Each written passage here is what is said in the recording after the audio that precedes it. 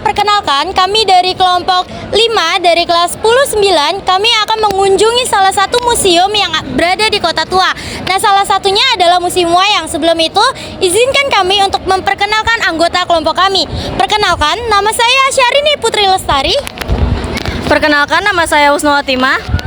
Perkenalkan, nama saya Safira Rahmadita. Perkenalkan, nama saya Mutiara Randa Mikaila.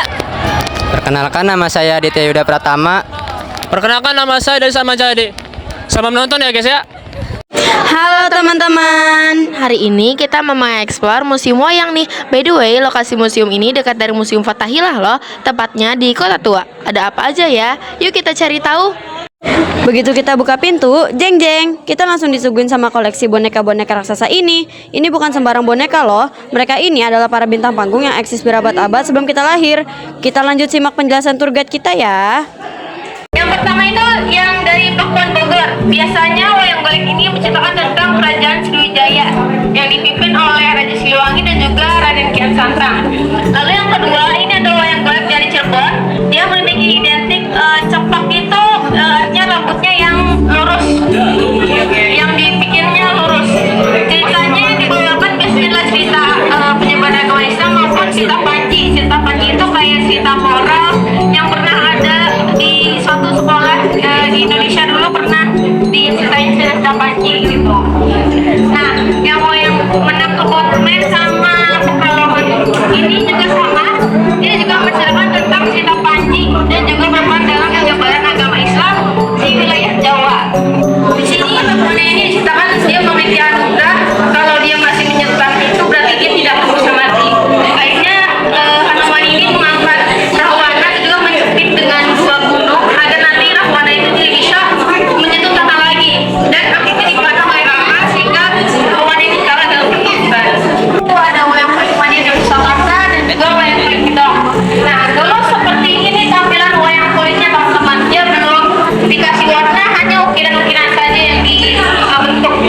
Dan mainnya juga masih di belakang layar. Kalau sekarang tuh bentuknya kayak gini, sudah diwarnai karena sekarang pertunjukannya itu bisa disaksikan di belakang dalam. Jadi masih menggunakan peralatan lampu, tapi sekarang penontonnya itu nontonnya di belakang dalam, bukan di belakang layar lagi. Supaya bisa mereka bisa lihat dari karakter-karakter yang ditampilkan.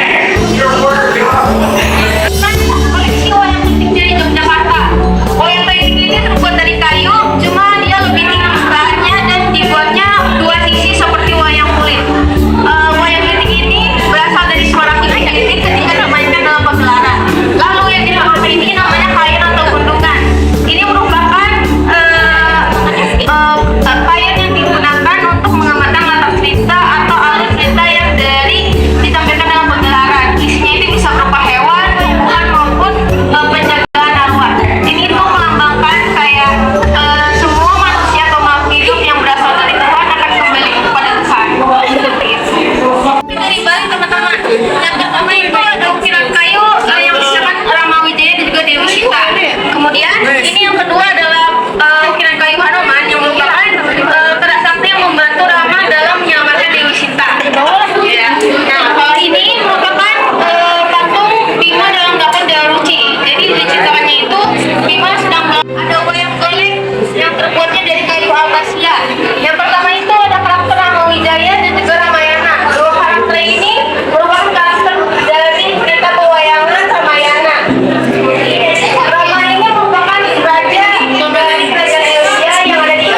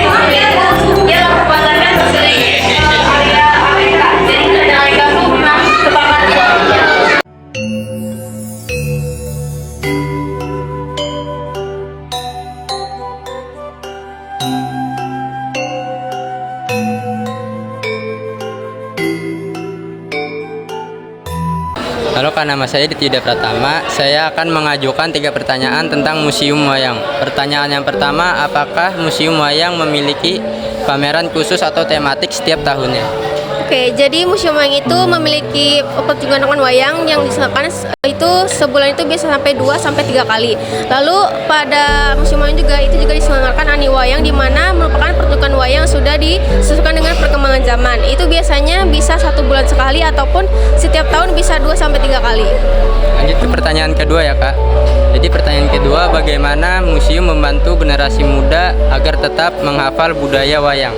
Oke, dalam peran museum ini, Museum Wayang memberikan kontribusi yaitu sebagai edukasi pelajaran. Kita ada bentuk pelestariannya itu bisa sebagai workshop wayang janur dan juga painting, yaitu melukis tokoh wayang. Dan juga kalau teman-teman yang bisa mau melihat pertunjukan wayang itu juga bisa di setiap hari Minggu biasanya 2 kali dalam sebulan.